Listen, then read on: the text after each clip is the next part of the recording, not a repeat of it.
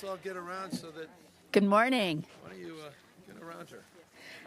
Yeah, so I'm the one that forgot my sunglasses. My goodness gracious. Hi, everyone, and thank you so much for being here. Welcome, welcome to this beautiful setting in the North State, I like to call it very fondly. And I wish I had my sunglasses so I could see you better. We just had a really amazing briefing on a regional economic development plan. We prosper together, which you'll hear a little bit about. One of the things that I love about it is it's bringing these 8 counties together to share a vision and then really start to do the hard work of how to put it into action. And it means a lot to me as the Secretary of the California Department of Food and Agriculture of how it's bringing rural and urban communities together at the most community-based level to make sure that we all prosper together, which is a vision of Governor Newsom. And I want to thank you for inspiring this kind of work, which started when you were Lieutenant Governor, which you reminded us of fondly today. One of the elements of this really impressive plan is our working lands, which includes agriculture. But here in this part of California, it is home of our water source. There is nothing in life or the economy or our beautiful nature in this state that happens without water. And I'm very impressed with the work that we're doing together, especially when it comes to groundwater recharge and above ground storage as well. But the real opportunity for our future that farmers are excited about being a part of is that ability to recharge our groundwater basins. The water holding capacity there for climate resilience is very real. We saw that a couple of years ago with your executive order, Governor Newsom. And with that, I would like to introduce my friend and colleague, the Director of the Department of Water Resources, Carla Namath, to touch a little bit more on that. Thank you very much. Thank you, Secretary Ross, and it is a pleasure and honor to be here this morning. And after this morning's briefing about just the incredibly impressive work underway, especially around applied technologies, it also really suits the folks from rural communities here because so much of the water management and water and land management together is as applied as it gets, and there's no part of the state that does it better. The North State here is really blessed either with too much water or with increasing weather whiplash, too little water. So it really is time to take a look at our watersheds, just these amazingly powerful watersheds, which are, when they really run, the Sacramento watershed together with the San Joaquin watershed in the Central Valley, they double the water that's moved through the entire Colorado River. So you imagine the power of these watersheds from the Sacramento River to the Feather River, the Yuba, and the American. How we manage that surface water supply, how we manage those reservoirs into the future, including a new Sites Reservoir on the western part of the Sacramento Valley, how we manage them together with our groundwater resources. This is the place that gets it done. This is the place that establishes the partnerships with landowners, with water districts, with farmers and others to make sure that we are connecting our surface water supplies with our groundwater supplies and doing it in a way that importantly protects the incredible environmental resources here in the North State. So I can't think of any group of leaders that impress me as much as the folks here that really connect landscape scale, water resources management, not only to support the economy, but to support the environment here in the North State. We're going to be doing more to enable that groundwater recharge to happen more quickly. We are looking at several days of rain in the forecast, which is fantastic, because we're also planning for a year that overall has a high likelihood of being dry. So when we see these storms coming on the horizon for the next several days, our ability to go ahead and recharge the precipitation and get it underground so that we have that water there to rely on when we know dry conditions return could not be more important to how we prepare our communities for enduring, not just enduring, but thriving during the dry times. So with that, I'm going to turn it over to a Majority Leader of the Assembly, Ms. Cecilia Aguilar-Curry, and thank you very much. Thank you. Good morning, everyone. Welcome to beautiful Colusa County. This is part of my district, and it's an honor to be here with you all today. There are so many opportunities, and they're keys to our success for this region across working landscapes, biotech, clean mobility, and semiconductors. You know, to be successful, we need investments in infrastructure like water, broadband connectivity, and transportation. As a farmer myself and a representative of a largely agricultural district that produces many of our most sustainable crops and products on both of our state and global food systems, I appreciate the governor's focus on this present and this future driver of the California economy. What we need to do is to keep our food system supporting the 5th largest economy in the world. It's an investment in climate resilience, the efficient processing of high-yield crops, and new supply markets for schools and hospitals. We need to use these resources of this government to support these efforts through technical and financial support and our public buying power. Across our region, we're at the intersection of major watersheds and at high risk for floods, drought, and extreme temperatures. The need is greater than ever for local, state, and federal agencies to invest in our regional water infrastructure. So I'm so glad and so appreciative of California Jobs First and We Prosper Together, are advancing our important economic strategies that emphasize climate resiliency, equity, prosperity for all, so we can all be better prepared for the challenges and opportunities ahead of us. So thank you, Governor Newsom, my colleagues in the legislature, and the local officials with us today, like Jeff Sutton with the Vice Chair of the Sites Reservoir, who have approved and are accelerating the Sites Reservoir project, which will provide incredible agricultural and environmental benefits to the region and the state. I also want to thank Sites for collaborating with the region's tribal nations and my friends and constituents in respect to their needs and the impact the project will have on tribal, cultural, and religious resources. My colleagues and I at the legislature are excited to work on all these advancing the needs of our regions and our communities and refocusing on working and family farms. Thank you very much. Now I'd like to introduce Evan Schmidt, CEO from Valley Vision. Thank you. Thank you. Join up. Thank you. Thank you, Assembly Member. Good morning. My name is Evan Schmidt. I'm the CEO of Valley Vision. We're a triple bottom line nonprofit organization focused on advancing inclusive economic development, environmental sustainability, and equitable outcomes in the Capital Region. It's an honor to be here with our state leaders, and I thank you so much for the opportunity to share our story with you. It's also an honor to be here in such a beautiful location at Davis Ranches, really immersed in the beauty and productivity of California's working landscapes.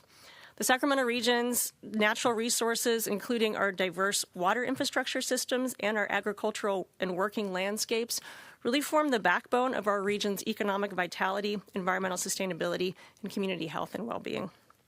So Valley Vision, my organization, serves as the fiscal agent and the regional convener for We Prosper Together. That's our California Jobs First initiative. Over the past 2 years, Valley Vision has worked with many partner organizations, businesses, and community members to create an economic plan that will bolster our region while creating jobs as well. Through trusted messengers across our 8-county region, we met with over 1,000 community members across really diverse venues. So think about tabling at community events, hosting creative charrettes, having one-on-one conversations, and having many, many community roundtables. We also engaged over 10,000 individuals in surveys, social media, and online engagement across 4 different languages. This work has set the stage for us to work together in new ways and reach deeper into communities to co-design strategies that will serve us all. We also conducted extensive research with respected organizations, including the Brookings Institution-affiliated Cities GPS, to inform a shared vision for our region that's based both on data and the lived experience of the people in our region. All this work has been instrumental in positioning our region to obtain and maximize investments to bolster our economy and uplift all of our region's residents. Throughout this process, job creation, inclusive pathways to livable wage jobs, and a climate-resilient economy have been our North Star. And we're really ready to do this work. The capacity that we've built over the last 2 years through the California Jobs First investment and the leadership of the state has created a foundation for us to jump right in. In the Capital Region, we're not only generators, we're innovators and creators. Not only do we feed, manufacture, and produce for the state and the nation, but we're constantly inventing and refining new ways to do this. Through this work, we've identified 4 key priority sectors for our region. And they've been referenced a little bit, but I'll give you the overview. The diverse and productive working lands, which you see around you today, feeding the world and sustaining our natural resources. Our innovation ecosystem, including manufacturing semiconductors and clean technology advancements, including battery storage and other clean mobility solutions. Innovations in biotechnology for medical and food production applications, business services, which encapsulate the largest share of high-quality jobs in our region and really include many of our small and medium operations. Valley Vision has long served as a regional steward organization for the Capital Region of California. It's been our honor to serve in trusted roles, including as our region's workforce intermediary, climate and clean air coalition conveners, the ways that we get to champion digital equity, and always balancing research and community voice to build a livable future for all. So something we like to say is that we are fired up and ready to go, and our region is definitely fired up and ready to go. California Jobs First has provided us such a fantastic foundation to reimagine the economy for our communities by our communities. We know that there's hard work ahead, but we're focused on advancing a shared vision to create jobs, create inclusive pathways, and build a climate-resilient, equitable, and prosperous economy for all. It is now my very great honor to introduce Governor Gavin Newsom, as well as present our regional plan to Governor Newsom for his consideration. Yes. Thank you. Thank you. Do a quick photo with the plan. Thank you. Thank you very much. Thank you. I appreciate, and Evan, thanks for all your leadership and for your vision, Valley Vision. But before I begin, she talked about being fired up. I've got fire on my mind, and I'd be remiss if I didn't just briefly acknowledge all the men and women that are working hard, 866 of our own personnel that are down at the Franklin Fire in Malibu. About 11 p.m. last night, just shy of 11 p.m., there was a small fire that's now roughly 2,500 plus acres in Southern California, proving that fire season is not a season. It's year-round in the state of California. Just think about it. Just you need to make the statement. It's obvious to all of us, but we're in the middle of December, and yet we're experiencing yet another wildfire in Southern California. 7,000, by the way, 909 fires so far this year, burning over 1 million acres in the state of California. In anticipation of the Santa Ana winds, which are significant in this case and participatory in terms of the fire itself, we had pre-positioned assets. Over 100 assets were pre-positioned by the state of California, 55 engines specifically, aircraft as well, turned out to be prescient. We are utilizing those personnel and that equipment in real time. Of course, the challenge always in high wind environments, people want to see those air assets, fixed wing assets obviously are challenged not by their inability to fly, but the inability to have the suppression actually impact the fires themselves. That said, we had 9 helicopters last night that were active. Some of the new investments the state has been making over the course of the last number of years, gone all in partnership with LA County and our mutual aid system. Speaking of mutual aid, I want to thank the Biden administration. No politics,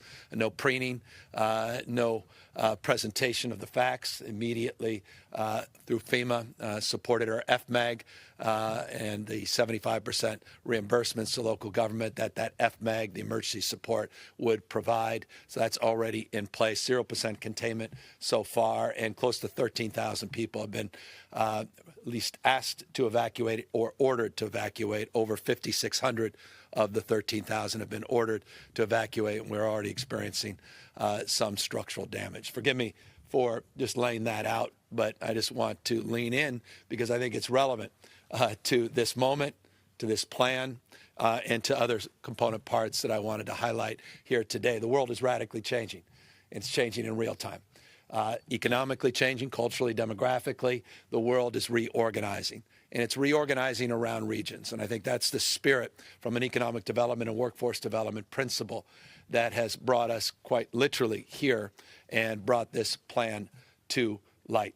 I want to thank all of those 1,000-plus folks and all the CBOs and all those who participated, 10,000 in the survey, and to the team assembled not only here behind you in front of me, but to the 40 formal members that are part of an active and participatory process focusing on the needs, desires, aspirations of 8 critical counties in this state.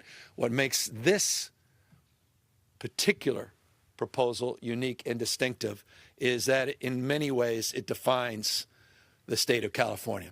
Urban, rural. It defines areas of prosperity, areas that we are promoting.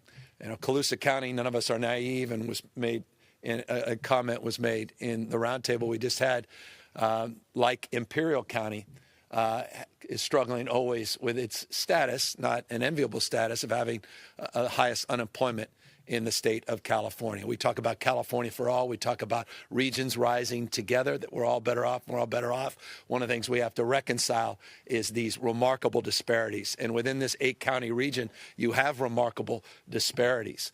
And that's what we're trying to address. And that's what we're trying to bridge. Again, that understanding, the recognition that we're all better off, and we're all better off. And so I'm particularly excited about this plan. This is the 4th, as was stated, of the plans that we've received. We were just down at the border in San Diego in the Imperial San Diego plan. We launched this effort a few weeks ago in Fresno and then went down to Kern County and Bakersfield. Again, looking at the unique characteristics of these unique and distinctive and vibrant parts of California. And I say vibrant parts because, make no mistake, this capital plan also includes one of the most dynamic economic regions in the state of California. The Sacramento region is one of the fastest growing regions in the state of California, which by definition makes it one of the most significant economic regions in the United States of America. And so it's about connecting those dots. It's about connecting those assets. It's about connecting the human capital and the physical capital. More on that in a second. And it's about stitching something together. And what we've done, just briefly, and then I'll move to second and third brief points, is that we have funded an effort the likes of which we've never funded in the past, and that's a bottom-up, inclusive, community-led effort, not top-down, not a one-size-fits-all economic plan, not an economic plan that I was mentioning to the team a moment ago that comes from the state and we try to sell down to the regions within the state. Quite the contrary. This is not our plan to approve. You've approved it. We embrace it. We celebrate it. And our job is to help you make it real. And that's what we've done. And I think this is the point that I really want to underscore and emphasize. These plans came with an investment in the regions of $5 million in 13 regions in the state. We funded the development of these plans and in real time provided an additional $14 million for early action. So each region received $5 million to develop the strategies and plans, and in real time, an additional $14 million, 13 distributions of $14 million in these regions to start making investments. So in the process of developing the plan, people felt empowered. They felt like this was different than just a plan that would collect dust, maybe have a hearing in the Capitol, and everyone would turn the page, not on the plan, but on the whole construct and move on. But what I'm most excited about is not what we have done and what we're doing as it relates to the implementation and the investments in the $14 million, but the $120 million that will be going out in a few weeks in competitive grants for early action, ready-to-go projects. And these 8 counties, this region, is eligible in that competitive frame for that $120 million. Those dollars will be available starting on January 1st. And these are down payments in the larger investments to get this economy moving again and to making sure every part of the state of California is, as we were saying, not just surviving, but thriving. Let's talk a little bit more about not just the human capital, but the physical capital. Yesterday, California put out a brand new revamped website. I know what you're thinking. If you're thinking at all, because you may have tuned out after I talked about a website. But this, I encourage you to take a look at this website, build.ca.gov. Build.ca, California.gov. Take a look at it, because you've never seen anything like it. And there's two things that are unique and distinctive about it, not just the platform itself, not just all the graphics, not just all the information that's provided, which is next level granular information that details and lays out the $180 billion the state of California will be investing your resources in the next 10 years on infrastructure in the state. That $180 billion is the most we have invested since the 50s and 60s, the most significant infrastructure investments in California's recent modern history are being made in real time today. And if you want to go on that site today, you'll see in your community where your dollars are going. You'll see a status of all these projects, tens of billions of dollars that are currently being invested. And it's an interactive map. It actually is an amazing website. I don't say this lightly. At my own peril, I'm now hyping it up. Obviously, it's not everything, but it is something more than we've seen in a half century in California. I have people all the time saying, you know, we used to make investments. We used to do big things. Well, you know what? We used to, and we are. And you better get used to those investments, because in the next 10 years, again, unprecedented investments bring us back into the heydays of when we were the great state of California in the 50s and 60s. And we all romanticize that. It's a great state of California in 2024, 2025, and over the course of the next decade. And by the way, that includes Sites Dam, Sites Reservoir. Many different dams, some larger, some component parts, conveyance, investments that are long overdue. That's a $4 billion project, Sites. $875 million of state investment has gone through Proposition 1. About $44 million or so through the general fund has supported this project. But nothing more important in terms of support of this project than the streamlining that's now attached to Sites. Now, some of you may be familiar with this, some of you may not. We made a commitment a couple years ago in the legislature, and I appreciate the Assemblywoman's leadership on this, that good enough never is, and that we have got to get out of our own damn way. The world we invented is competing against us. We're consumed by process, and we're paralyzed by process in litigation, in NIMBYism, and people, frankly, taking advantage of the public. And as a consequence, we fall behind. One thing to talk about how much money we're going to spend. You can multiply the value of that money in the context of time to delivery. Time to delivery is critical. Enough of the delays, which ultimately are intended to become denials. And so we did something we haven't done before in this state. We did a new judicial process as it relates to just conclude the process, let us know, yes or no, can we move forward? And the first project that went under the framework that was established under SB 149 was Sites. And what could have taken quite literally and was intended by those that oppose the site at Sites, years and years, took only months because of that streamlining. It worked. We now want to expand that streamlining, and this is what you heard from Carla, to groundwater replenishment as well. Yes, she said, it's about above ground, and we're going to get Sites done, and we're going to continue to advocate for federal resources. Donald Trump, this is your kind of project. We're going to continue to advocate for local water agencies to enthusiastically embrace this.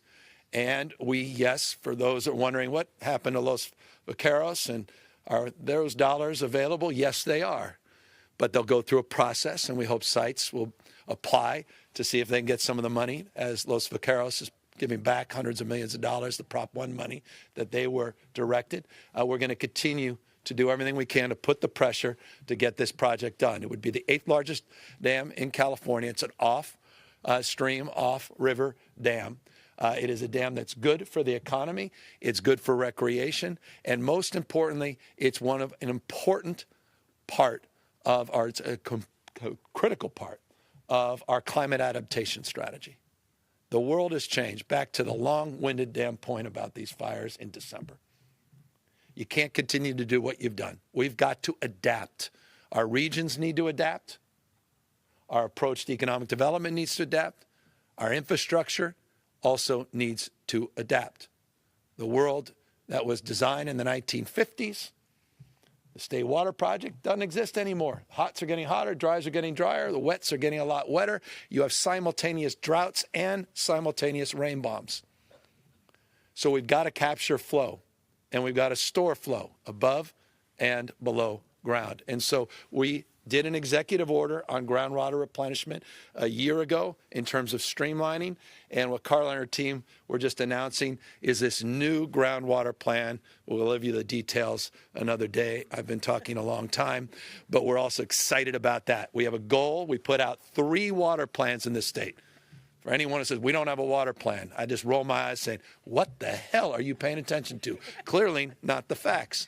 We put out detailed water strategy in 2020 with 142 action items. We built on that a few years ago on a ratification plan that showed that we're going to lose 10% of our water supplies by 2030 or 2040, and that relates to the aridification as it relates to hots getting a lot hotter and the dryers getting drier. And then we put out a water action plan in April that is critical, and all of this was around addressing numeric goals, and one of the numeric goals is 4.1 million acre-feet of groundwater, and managing these extreme flows and getting that water pumped in a responsible way and working with local water agencies. So we got, yes, a revamped website on that, central data space. First phase focus is San Joaquin Valley. We'll roll it out across the spectrum, and the goal is to get to 60 days on the permit and allow local water agencies and others to move much more expeditiously, balancing the needs of many different users, wildlife, and the environment more broadly. Number 4, there's only 5. Delta. I know it's controversial. I know not everybody here agrees the world is round. Or flat. So I respect the difference of opinion. I have a strong opinion. I think the Delta Conveyance is the most important climate adaptation project in the United States of America. It doesn't even come close. Nothing else comes close, because nothing is more important, because this impacts 27 million Californians. So we've been working hard on this project the last number of years. There are 11 water agencies that have supported the next phase of its permitting and its financial support. There is a big vote as I speak down at Met that could provide up to about $141 million to keep this project going. And so based upon the committee vote last night, I'm encouraged, but in anticipation of a successful outcome, I want to thank the board for voting for common sense and addressing the imperative of climate adaptation. We had a 5.7, 5.8 earthquake yesterday. I mean, what more reminder of a major earthquake here and the impact that would have, devastating health and public safety impact, if we don't do something to secure that conveyance. The status quo is simply not tenable. And so we're doing everything in our power to move that project forward as well. And today is a critical day and a critical vote. Met could join those 11 other agencies in advancing that cause. So therein lies the cause that brought me up here, brought me back here to, as the Assemblywoman said, one of the most beautiful parts of California. Again, I want to thank all of the regional leaders. Thank you for your faith and devotion to this cause. Thank you for your creativity and your innovative spirit. And thank you for reminding people that rural California is, yes, proud around working lands, but it's also about the remarkable diversity and the opportunity to diversify the narrative in rural America, certainly here in rural California. And talking about biotech, talking about ag tech, talking about medical tech, talking about partnerships with UC Davis, talking about the vibrancy of our community colleges, talking about dual enrollment, talking about career opportunities, talking about the things that enliven at least my senses, and I think distill a sense of well-being in the group that was assembled that put this plan together is worth the 2-hour drive. So thank you all very much, and we're here to answer any questions. Thank you.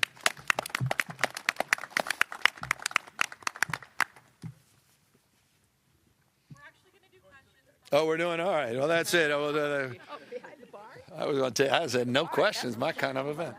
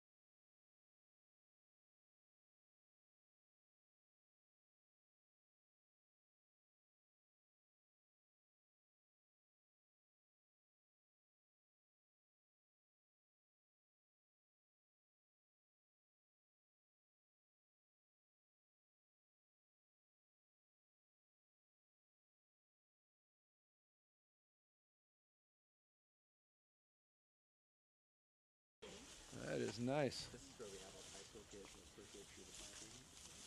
Here, why don't you quickly explain where we are? Come here. No, take advantage of you. Yeah. And remember the women that are in the farmer's shirt. So welcome to Davis Ranches. I think we talked about this earlier, but it's a 5,300 acre rice ranch here. And what you're seeing behind you is basically all of the birds that are here on the rice fields behind us. And this was actually done by one of the grandkids that's part of the ranch. In this area that you're looking at right here, most of the hedgerows were planted by high school students. And so everything that's planted. So if Gavin was one of our kids, we'd walk over and say, this is patty bush. It's only this big when you're planting it. But, this is what it's going to look like when it's bigger. We basically plant one hedgerow every year. That's great. Yeah. Congrats. And this is, I don't know if it's true or not, That's all right. but I was telling my friend Karen Ross Now I'm interested. that the Davises bought this property in 1857, and the same people own it today. So this is the 6th generation. So it's the longest continually operated rice farm or farm in Colusa County, at least, maybe in the state of California. And our goal is to be in ownership in the year 2100. So everything that we do has to fit under that umbrella. And it's been basically women owned and operated since about Note to self. 1888, something like that. Wow. So that's another thing, is once they're in charge, they're going to stay in charge, right? So here we are. So thanks, guys. It's John Brennan with Davis Ranches, and I'm the farm manager and conservation manager here. And it's BRENNAN. Okay. Awesome. Congrats. Yeah. Thanks all. Thanks for having us out here. Thank you, guys. That's good. Yeah, so that's an update. I do encourage folks. I know we put out that website a few years ago, but it's so much more dynamic, and we've updated the total amount of investment that we're currently making in the state of California, that $180 billion 10-year infrastructure plan, build.ca.gov. Forgive me for reinforcing that. Governor Steve Lard, CBS 13, thanks for your time. 2 water questions. Yeah. First is, you mentioned the water conveyance and the vote down in Southern California today. What do you have to say to Northern Californians who live in those Delta communities who are worried that it will destroy their communities? Well, I've been very sensitive about that. As you know, when I came into office, we pivoted dramatically from the previous administration that had twin tunnels. I listened very closely and intently and spent a lot of time out here, lived nearby. And so appreciate those concerns and the dialectic as it relates to the trade-offs. Assessed all of that, assessed the responsibility for the region, for the Bay Area, not just Delta region more specifically, and of course the entire state of California and the economy, not just of California, but the impact on the economy across this country. And decided to move to a one-tunnel design. Been very sensitive in terms of trying to balance concerns and considerations across the spectrum of water issues in the region as well as it relates to the voluntary agreements, the approach we've taken as it relates to unprecedented investments into local projects related to salmon restoration, related to investments in environmental ecosystems and working in natural lands. Obviously, a lot of those are reflected as well in this bond that just passed by the voters and additional benefits that will accrue to the regions. But there are 27 million people in the state of California that will be impacted by neglect. Status quo is simply not sustainable. You have a large-scale earthquake that impacts this region. The economic impacts, the health and safety impacts are next level. Don't take my word for that. Every independent analysis has reinforced that. I don't know what more evidence we need. A 7.0 earthquake in Northern California, another earthquake right here just 24 hours ago. The fact that you have 3 large faults in the state of California that average significant seismic activity every 100 years that are all 100 plus years since the last great quake. I take this very soberly, very seriously, and that's why I've been very aggressive on this program. Thank you for that. And then the Sites Project, I think you said in your comments, Donald Trump, this is your kind of project. So is Interesting you picked up on that. is this an example of you and Donald Trump having some common ground, and could that common ground expedite this Sites Reservoir? Well, yeah, look, we did everything on our permitting to do our part in terms of expediting this. But obviously, there's a gap, and we'd like to have more federal support for this program. It's a $4 billion project. But no, I think it's exactly the kind of project. It's about capturing runoff. It's capturing the extremes. It's about exactly doing what the president-elect talks about doing. It's an off-stream project. We've been working on this for decades. I mean, quite literally since the 50s. Some people have been talking about this project, and we're right on the cusp of getting this thing done and getting to construction. So I certainly would hope the president-elect would take a good look at it. And I prefer that than, true social tweets. It's a little exhausting. And so I wasn't being facetious. I wasn't being figurative. I'm being quite literal. Here's a project that we can work on together that would unite and bring people together. Thank you. Thank you. Good afternoon, Governor. Just to follow up on that, what are some other projects or ideas in which the state can collaborate with the incoming administration? And is there any fear that efforts to Trump-proof the state could jeopardize relations with the incoming administration? No, I mean, we continue to have an open hand, not a closed fist, across the spectrum of issues, on the issues of research and development, on the issues of infrastructure investment across the spectrum, on the issues of education and education reform, pushing out the boundaries of discovery. The reason we have more scientists, engineers, more Nobel laureates is because of federal and state partnerships, partnerships with Sandia Labs, Lawrence Livermore Labs, the unprecedented investment that comes from the federal government, NSF and NIH, and all that investment that accrues to the benefit of the innovation ecosystem in the state. So I hope that will continue, and I hope to continue to reach out and try to find common ground. But my gosh, none of us are naive. We were working together collaboratively during COVID. At the same time, he was taking your money. At the same time, he was threatening your money.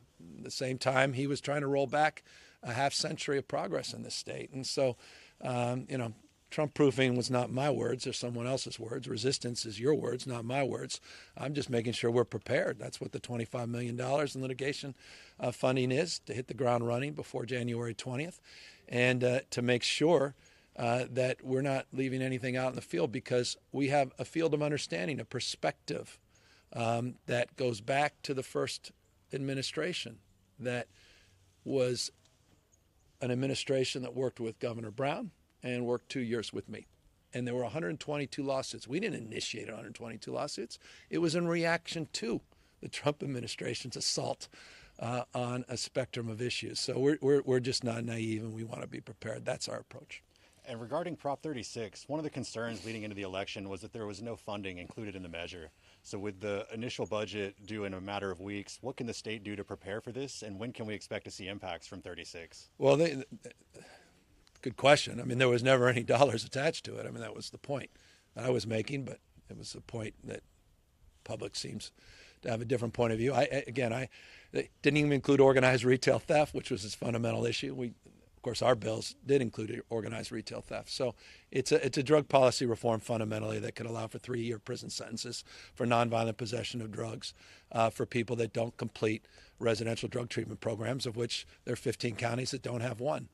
And those counties that do have them, they're struggling. I mean, I was reading, there was some report, one county, it's so bad as it relates to some of their drug requirements that they're allowing ballet classes to substitute for completion of a drug treatment program. They're allowing presence at a church to be to validate a drug. I mean, that's how bad it is. So I think that that was unfortunate that didn't include any consideration for the how, the implementation. I get the what and the why. We get the what and the why. That's why we did 11 retail theft bills. But the how was missing, and it's a stark contrast to the Care Court and to Proposition 1 that laid out a strategy and foundation, created a stakeholder and process, and created identifiable dollars to actually achieve the goals that were stated in those efforts. Thank you, Governor. Thank you. Hi, Governor. Leah Russell from the Sacramento Bee. Going back to the Delta Conveyance Project, are you hopeful, or do you anticipate getting either construction off the ground or approved by the time you leave office?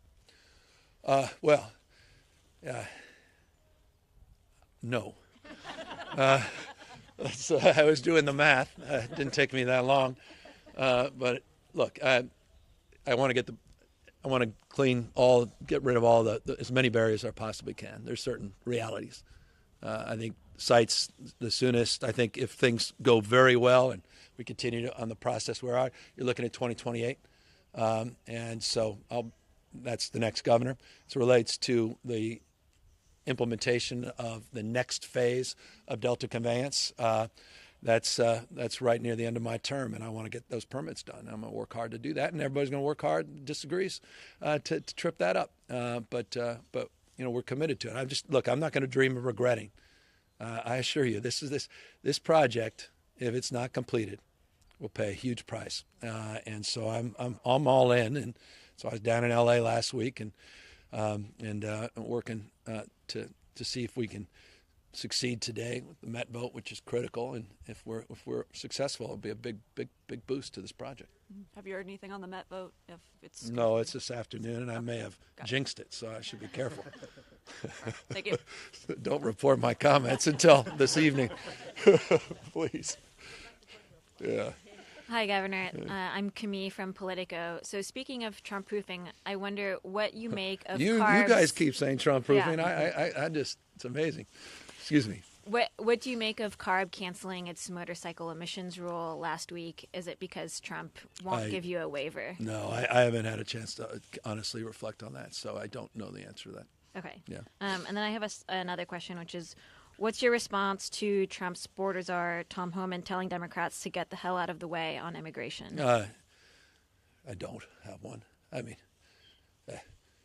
it's Monday, Tuesday, Wednesday, Thursday, Friday, Saturday, Sunday is my response. Fire and fury. It's typical rhetoric. I've watched him on Fox for years, so it's unsurprising, and I don't know what it means, honestly. I know what our approach is. To continue to do what we've done. We don't get in the way of federal right to enforce federal law using federal resources. I won't be participating in that. So what he's referring to, I don't know.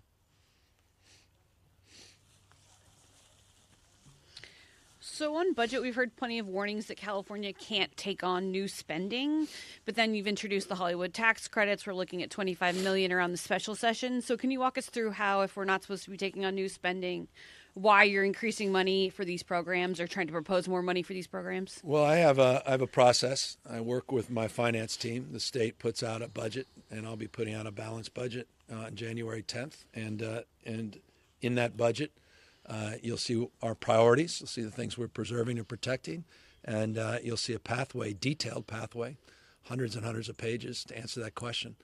So January 10th, please tune in on the 2-hour budget presentation, if past is prologue. That said, I will say candidly, and perhaps this is the more interesting news clip, I'm not sure you want to see me for 2 hours any more than I want to provide 2 hours of commentary on the budget this year. But we will put it out January 10th, and it will be balanced, and it will answer that question. Can you highlight at all what you plan to cut for, like, the Hollywood tax credits, for example, or where you're looking at we can be leaner in the budget? No, I'm not being argumentative, but I don't accept the frame of this notion that you read a report or something. I'm dealing with the budget, and there's plenty of ways of moving things around and adding things and subtracting things, and one-time ongoing investments. Tremendously good news on revenue in the budget. There's some big burdens in the healthcare space, which, interestingly, talking to other governors, almost universal across the country. And at the DGA, the Democratic Governors Association, that was a big part of the conversation we all had in terms of the enrollment that many of us are experiencing in the Medicaid system. So there are burdens, but there's opportunities. There's efficiencies. We, as you know, are working off the efficiencies of a few years ago and reducing the cost of government as it relates to key governmental services and reducing the number of vacant positions in the state. And there's a lot of exciting things that we'll be presenting on January 10th. On healthcare and the Medi-Cal expansion, I understand that there's going to be cost overruns there, obviously, like you're talking about. How much more are you expecting that to cost? And are you looking at expansion to undocks or changing that at all, given the reality of the budget situation? We're fulfilling the commitments we made, and we're able to do that within a balanced budget that I'll present on January 10th. As it relates to future years, we'll have conversations across the spectrum of issues. I could give you 7 or 8 categories in the budget that we have to consider soberly, and that's one of them. But that's one of them. And again, it's also an open-ended question. Let's be candid. And I say again in the context of some of your previous questions, what's the impact of Donald Trump on a lot of these things? What's the impact of federal vandalism to a lot of these programs and cuts to the programs, or block granting the programs? Or what's the impact of rhetoric like Mr. Homan, which was just referenced, on people accessing emergency care? Quite literally. I met a young lady literally who stopped her chemotherapy because she's undocumented and is scared to continue to get treatment. That's the new world reality. And Trump has not even been sworn in. That's how scared she was to get treatment. So I think that's going to have an impact as well on a lot of these programs. So we're factoring a lot of considerations that may not be so obvious and present in the consciousness of the public's minds today, that are deeply in our minds in terms of the concerns about tomorrow. Hi, Governor. Kind of a niche question on homelessness for you, but I represent ABC station in Chico, Redding. Right now, the city of Chico is waiting to hear from a federal judge on whether or not they'll be allowed to exit a settlement agreement that makes it hard for them to enforce homelessness. Wondering, do you have any general comment on that, or a comment on 2 cities who are faced with sort of, the desire to enforce homelessness or comply with the laws, but are faced with sort of legal challenges from private entities? Well, it's frustrating. That's my first comment. I've lived this for decades as a practitioner at the local level, and now as a practitioner at the state level. As you may know, I was somewhat anomalous Democratic governor coming out and doing an amicus brief, basically supporting a point of view on this as it relates to the grants passed decision that went to the United States Supreme Court. It was adjudicated, the outcome of that, in our favor, which at least my point of view, the favor of those that want to see action, that want actually people to get the support they need and get off the streets and sidewalks. There's no compassion. People suffering on the streets and sidewalks. People have compassion fatigue. People want to see results. They want to see a focus on encampments and tents, and they're sick and tired of politicians making excuses. But one thing I am mindful of, there are a lot of roadblocks in the way of local government as well. And that can be very frustrating, back to my original point.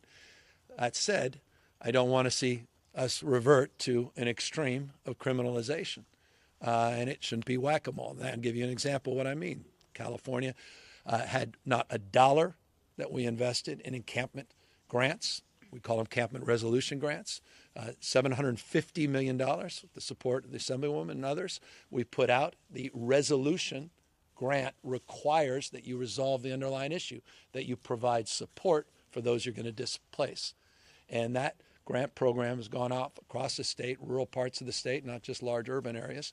It's been phenomenally successful. It's the kind of program that I want to see replicated. I don't want to see people thrown into jail. I don't want people thrown out from under an overpass to find their way into another underpass. And so that's the approach. Okay, thank you. Thank you. Hi, Governor. Daniela Pardo with Spectrum News. Thanks for taking our questions. Last week, you were asked about your thoughts post-election and kind of what went wrong for Democrats. And I know you said that you are not ready to provide an answer yet. You had 6 pages of notes that you had been writing down. Nine now. It's increased by 50%. Is that 50%? Yeah. But with what we've seen in the weeks following the election is a lot of rural America, a lot of rural Americans felt kind of ignored and forgotten by Democrats. Yeah. So we're here today in a rural part of California. Yeah. Would you say that there were some lessons learned for you in all this? And do you think you'll be spending more time in rural California? Well, I think the answer is yes, rural America does feel neglected. I mean, we were just talking, Karen's old boss, Tom Vilsack, the Ag Secretary, had, I think, a really important interview that's worth people taking a look at in his own perspective, his own journey as a former governor and as agricultural secretary. I've spent a lot of time in rural California. And so I keep coming back, and I'll keep coming back. But, I recognize people don't think that we have their back. And I recognize there's a gap there, and we've got to mind that gap, and we got to take that very seriously. It's good to be back. It was good to be back in Fresno. It was good to be back in Bakersfield, in Kern County. It was good to be back down at the border. It's good to be back here in Colusa. It's good to be back on the road talking about regions rising together, something we've been working on for 2 years, and to see the fruits of those efforts and to see these plans come to fruition and all the hard work and dedication. It's good to be able to connect and knit these together in January in a vision for the state, the likes of which we've never seen. That's bottom up. And it's good to see these things knitted as it relates to the bridge that's now being built in a very strategic way, not rhetorical, strategic, and strategies to fund the investment, or at least the vision with investment, in terms of the grants that we'll be providing for these plans. But we have a lot of work to do. I recognize that.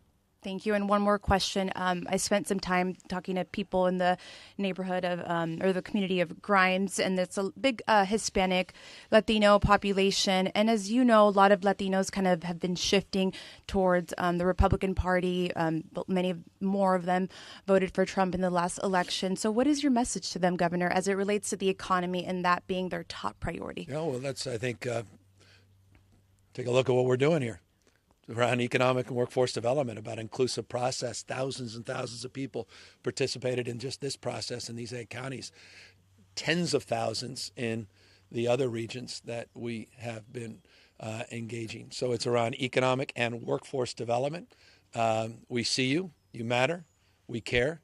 And you've been deeply included in this two-way conversation, this bottom-up, regions rising together conversation. And now we want to make real and make visible the vision, and that's why we put real resources up, and that's why we're going to add 2 additional components of this that I've previewed before, and I'll preview again.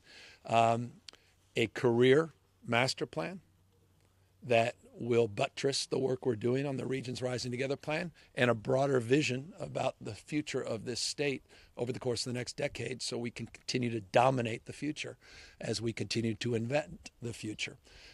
But we've got to invest in our future. If you don't invest in your future, you're not going to do very well there. And that means investing in all of our communities, our diverse communities. We're a majority minority state. 39% of the state is Hispanic. 27% is foreign-born.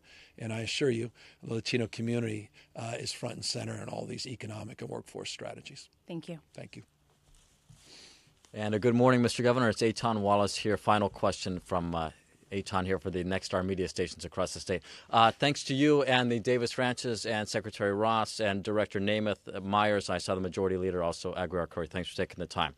Let me quickly ask 2 questions here. First one is pretty simple. I remember being with you for the snow survey, Sierra Nevada, a few months ago. Overall, since we are here for the water situation, overall, just to get your thoughts, what is the state of California's water situation overall? Second question relates to your podcast, Politic, and just want to ask, I know, could you is it politicking with a K? Is that, yeah. Sorry. You do make, thank you. Yeah, you do make news. I mean, Trump's selling fragrances, so I can promote my damn podcast. Sorry. Jesus. And if you need me to repeat the first question, I'm it's all happy to good. do I don't recall the first about the water situation, just overall. But I just wanted to ask, I know on that podcast you said you tried, already a few weeks ago at this point, you said you tried to reach out to the president-elect. Oh, yeah. That was unsuccessful, according to you. Since then, have you been able to reach out to him? And if not, what is your message to him? What is your message to, even more closer to home, just to Republicans in the legislature, Assembly Leader, Minority Leader, that is, James Gallagher, and Senate Minority Leader Brian Jones? Well, I was with former mayor of Fresno when we launched this effort, Republican. I was with the current mayor of Bakersfield, Mayor Go, a Republican in Kern County. I was with a Republican leader of the San Diego Chamber in San Diego at the border with the plan. Just happened to be 3 Republicans that I was spending time with. So we continue to reach across the divide, work together in the spirit of collaboration and partnership, and I'll continue to do that. So that my message to independents, Green Party members, Republicans included, is you matter, we care, in the spirit of the previous answer. And we're going to continue to work with folks, regardless of who they voted for in the last election. That's always been my approach to life and government and governance. As it relates to the issue of water, look, we can fall prey to situational realities or be a little bit more thoughtful about the sustainable nature and the lack thereof as it relates to water in the state. I referenced earlier the 3 water plans that I put out since I've been governor of California in just 6 years. And the specificity of those plans, the numeric goals that were established. I'll remind you, in April when I put out the last water plan that talked about streamlining, that I had highlighted the $9 billion of new investments just in the last 36 months this state has made into improving conveyance, storage, and infrastructure in the state. So we're backing up these plans with resources and, again, numeric goals, 4.1 million acre feet just on the groundwater strategy and replenishment strategies. Now, as it relates to the current status quo, we put out, as you know, the 5% allocation.